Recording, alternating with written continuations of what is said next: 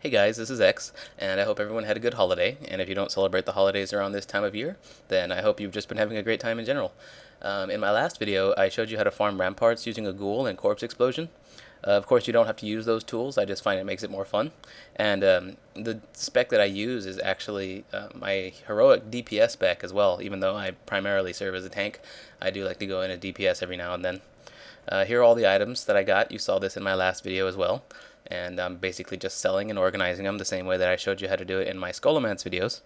And if you haven't seen those, again, I do recommend you check them out because I am using a lot of tips and tricks from my Scolo videos in Ramparts, and actually in any instance that I farm. So anyway, let's just go ahead and take a look and see exactly how much I made. Let's break it down again and see how we did. Overall, I would say this is about an average run for Ramparts, and I wound up with 26 gold and 30 silver in my bag. That's after repairs, so that's just off of clean looted coin. And then I wound up with 59 rune cloth, which is 2 stacks of 20 and 1 stack of 19, and those sold for 20 gold and 41 silver.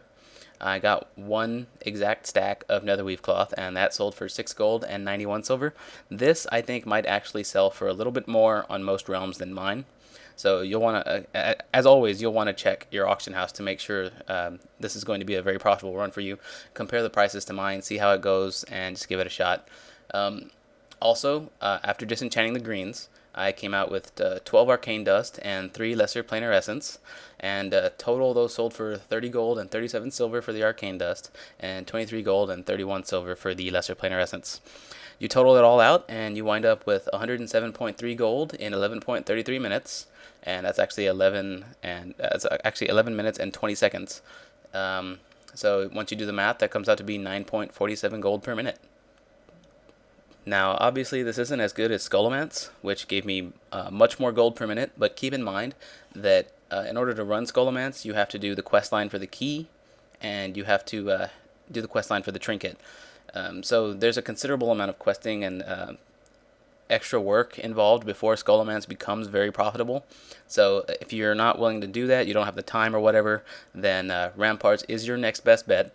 It requires no preemptive work to start farming it, and you can just get right in and start making about 9.5 gold per minute on average. Again, check your server economy and just go have fun with it.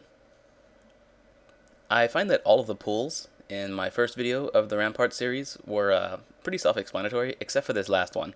This last one has a couple of tips, and I'd like to show you this one in slow motion, the same way that I did with the last pull on Skolo. Again, it does involve using my pet's macro, and this time it involves having nameplates turned on. I'm going to go ahead and slow it down here, and you can see I can actually see the mobs through the walls at this point, over there on the right side. So I give my pet his Ghoul Frenzy, and using my macro, I can send him to go attack mobs through the wall. So he runs off to the right to go gather up that first group, while I gather the group over here on the left. Make sure you target the Darkcaster. He's always in that spot in that group because he's got ranged attacks and he won't pull with the rest of them normally. So anyway, you can just send your pet in on that second group over there on the right, so you can see him going to attack. He's gathered up 2 groups while I gather up this other one. And now I just go meet him in that group of casters that he's got. Now we can see the Darkcaster back there casting spells at me. He's not with all the others, so you can't AoE him. So that's why you have him targeted. That way you can just pull him in with a death grip. Now watch here. I'm going to steer left with my mouse and then pull back. Make sure you use your mouse and you don't strafe. What this does by turning left and then pulling back is that it creates a nice clean arc in front of you. There I am, the red dot, and the blue arc is all the mobs. This puts all the mobs over to your sides or in front of you where you can dodge and parry all of their attacks.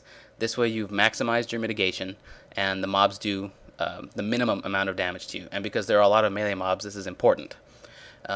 Using your mouse to steer and then pulling back the way that I just did is a useful tactic in more than just farming. It's a tanking must. It is a tanking essential. When you're doing heroics or raids, pulling trash, whatever, steering with your mouse and then pulling back forces the mobs to come in an arc in front of you, and that minimizes the amount of damage you take. I'm not going to say armor is unimportant, because armor is definitely important, but that alone can decrease the amount of damage you take by a great deal if you're not already doing it. Make sure there aren't any mobs attacking you from behind. As you can see here, I've done the trick again. I've got them all in front of me, and then I just cast a corpse explosion. Either way, that was the most important thing that I wanted to show you guys. It's just a matter of finishing up the pool after you've got your death and decay down, and you've detonated your ghoul, if you have a ghoul to detonate. And then you just finish them all off. I finished these guys off with a blood boil, just like that. And that last mob, I finish off with a corpse explosion. I just blow one up near him, and boom, there he goes. So anyway, guys, thanks a lot for watching. My next video, I'm going to be making a Scarlet Monastery one, and you can actually make a lot of money in Scarlet Monastery, but not in the way that you think. I will be working on that a little bit today, and then some tomorrow, so you can expect it out very soon. But yeah, I think you guys will like what I'm going to show you in Scarlet Monastery. It's going to be Cathedral, and I'm going to show you how to clear it in 3 minutes. But again, the way that you make gold is not the typical way that I've been showing you. So anyway, again, thanks a lot for watching. If you liked it, please rate and comment and subscribe if you're so inclined. And until next time, guys, thanks for watching again, and have fun. Enjoy.